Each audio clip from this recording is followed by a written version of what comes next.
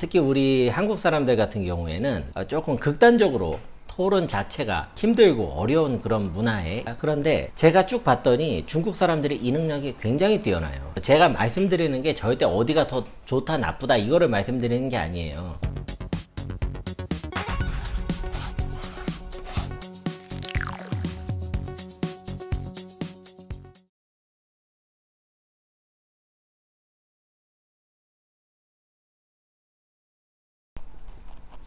안녕하세요. 중국 현지에서 중국의 모습을 보다 객관적이고 합리적으로 전달드리기 위해 노력하는 다문화가정의 차코페페입니다. 자, 오늘은요, 이어서 중국 공산당에 대한 이야기를 좀 나눠보도록 하겠습니다. 지난 시간까지 중국에서 어떻게 공산당원이 되는지를 대학교 때 당원에 입당하는 방식을 통해서 한번 내용을 공유드렸는데요. 그 다음에 무슨 일이 생기는지 한번 알아보겠습니다. 이 역시 현재까지 제가 겪은 일과 제가 아는 일을 중심으로 말씀을 드리는 거고요. 당연히 제가 모르는 부분도 존재할 겁니다. 그래도 제가 아는 내용만 하더라도 대부분의 한국 분들이 생각하시는 거하고 많이 다를 거라고 보기 때문에 그 내용을 공유 드릴게요. 당원이 되면은 당회비라고 해서 자기가 돈도 내야 되고 여러 가지 교육도 받아야 된다고 했는데요. 일단 이 친구들이 직장에 취직을 하게 됩니다. 많은 분들이 오해를 하시는 게 공산당원이 되면은 뭐 공산당만 들어가는 직장이 따로 있지 않느냐 이렇게 오해하시기도 해요. 공산당원이라는 자격은요, 좀 적절한 예는 아닐 수 있는데 예를 들면은 토익 자격증 뭐 이런 거랑 비슷하다고 생각하셔도 됩니다. 적절한 예는 아니에요, 제가 봤을 때. 그런데 직장 취직하거나 이럴 때 그런 부분들을 조금 더 좋게 봐주는 데도 있고요. 참고로 대부분의 중국에 있는 한국 기업들은요, 공산당원이냐 아니냐는 고려를 거의 안 하고 있습니다. 그래서 뽑고 나서 보니까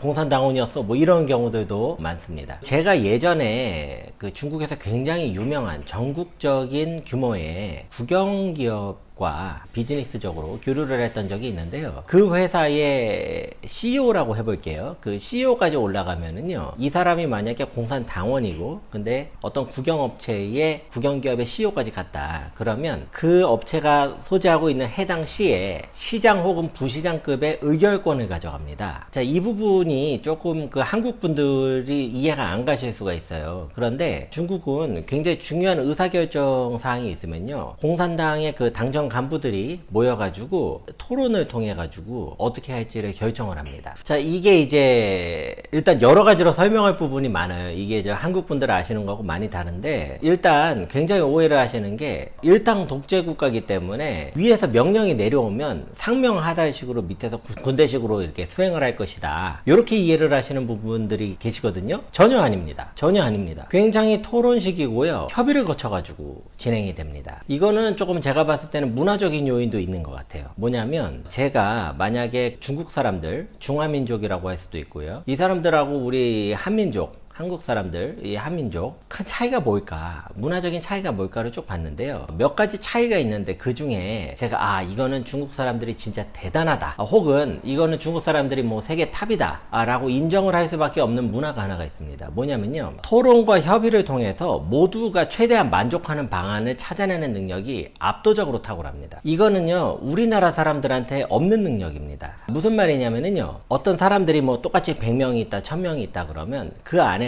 굉장히 평화롭게 모든 사람들이 만족을 할 수 있는 방안을 도출해내는 능력이요, 중국 사람들이 굉장히 뛰어납니다. 제가 이거를 쭉 봐봤더니요, 정말로 그래요. 특히 우리 한국 사람들 같은 경우에는 조금 극단적으로 의견을 표출을 하다 보니까 토론 자체가 힘들고 어려운 그런 문화에 있지 않은가, 아직 그렇게 생각을 하는데요. 제가 말씀드리는 게 절대 어디가 더 좋다 나쁘다 이거를 말씀드리는 게 아니에요. 예를 들어서 뭐 설탕은 달고 소금은 짜다 이런 식으로 각각의 다 특성이 있는 겁니다. 그런데 제가 쭉 봤더니 중국 사람들이 이 능력이 굉장히 뛰어나요. 그렇기 때문에 비즈니스 하는데 중국 사람들이 아주 유리합니다. 우리나라 사람들은 초반에 서로 의심을 너무 많이 하기 때문에 비즈니스가 불필요한 데서 에너지가 너무 많이 나가요. 제가 그것도 몰랐어요. 옛날에 한국은 그게 당연한 줄 알았는데요, 중국 사람들은 이 룰을 만들고 자기네가 그 안에서 어떻게 윈윈하는 협력체를 만들어내는지, 이게 제가 보니까 어렸을 때부터 굉장히 발달한 문화 속에서 사는 그런 사람들입니다. 그런 것도 아마 영향을 준 것 같아요. 그래서 여러 가지 이슈들이 있으면은요, 이거를 가지고 어떤 그 위에 있는 사람이 보스가 혼자서 결정해서 하는 게 아니고요, 협의를 거쳐서 합니다.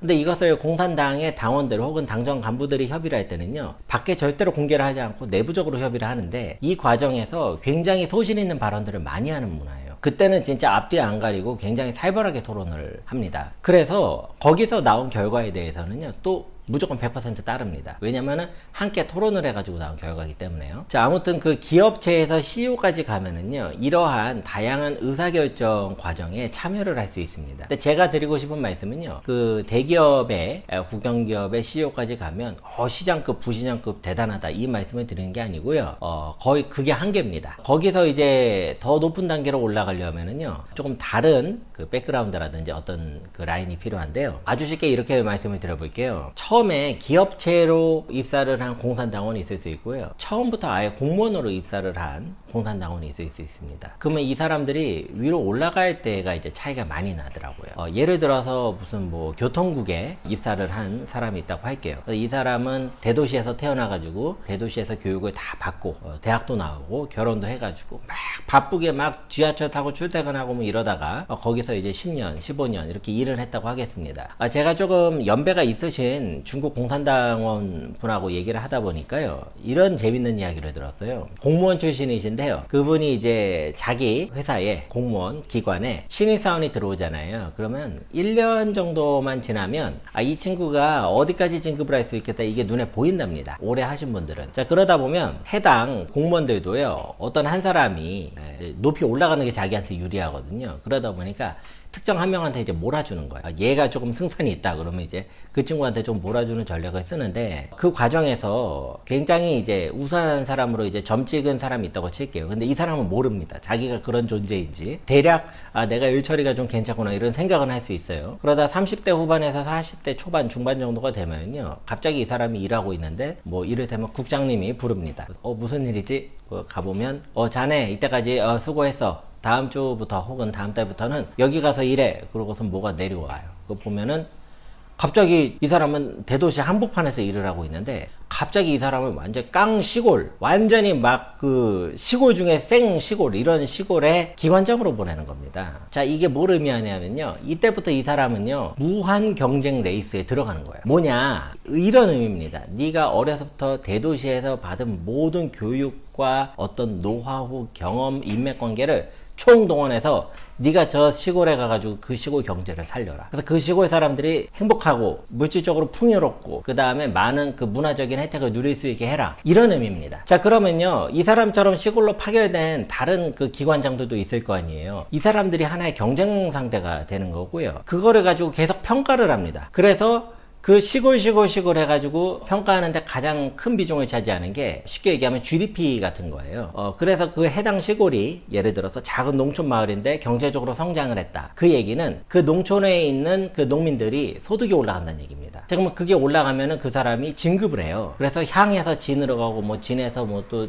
현급 C로 간다든지 이런 식으로 계속 이제 진급을 하는 형태로 가는 겁니다. 그래서 이 무한 레이스가요, 중앙에 있는 당정 간부로 성장할 때까지 계속 펼쳐지는 거예요. 자, 예전에 제가 중국은 엘리트주의고 한국은 좀 민주주의랑 전시체제가 다르다라는 말씀을 드렸는데요, 이런 다크를 제가 봤어요. 중국이 어떻게 엘리트주의냐, 중국은 전체주의다. 전체주의를 어떻게 규정하느냐에 따라 조금 다를 수는 있는데요, 예를 들어서 2차 대전 때 뭐 독일이라든지 이런 형태를 전체주의라고 본다면 지금 중국은 전혀 그렇지 않습니다. 그 뭐 답글을 다신 분도 아마 이제 본인께서 보고 겪으신 게 있으니까 그렇게 의견을 주셨겠는데요, 제가 보고 겪은 거하고는 많이 다릅니다. 왜 제가 중국이 자신있게 엘리트주의다라고 말씀을 드리냐면요, 이 나라에 굉장히 중요한 일을 하는 그 엘리트 리더 계층을 뽑는 데에 굉장히 엄격한 평가 기준을 가지고 있고요, 그 과정을 갖추고 있습니다. 지금 중국의 중앙정부에서 일을 하고 있는 높은 사람들은요, 이러한 평가를요 수십 년에 걸쳐 가지고 계속 받았던 사람들입니다. 한국에서는요 시스템이 다른 겁니다. 한국에서는요, 이 사람이 능력이 있는지가 중요하지 않고요, 한국에서는 얼마나 국민들로부터 대표성을 가져가느냐, 이거를 우리는 기준으로 국가의 지도자들을 뽑고 있습니다. 그러다 보니까 체계가 완전히 달라요. 이런 부분들은 잘못 알려져 있는 게 많은데요, 제가 조금 전달되는 내용 중에 혹시라도 기존의 한국 분들께서 가지고 계셨던 생각 중에 조금 달란 부분이 있다면 그렇게 좀 참고를 하셨으면 좋겠습니다. 뭐 저도 제가 알고 있는 내용이 전부다라고 생각은 못 하는데요. 이렇게 또 제가 의견을 드리면 또 댓글이 무섭기도 합니다. 그런데 저도 제 나름대로 한번 제 위치에서 중심을 잡으면서 나름대로 제가 보고 들었던 것들을 갖다가 여러분들하고 공유를 드리도록 하겠습니다. 자, 들어주셔서 감사합니다. 혹시 제 영상이 조금이라도 도움이 되셨다면 5초만 투자해서 구독과 좋아요를 눌러주시면 감사하겠습니다. 영상을 시청해주셔서 감사합니다.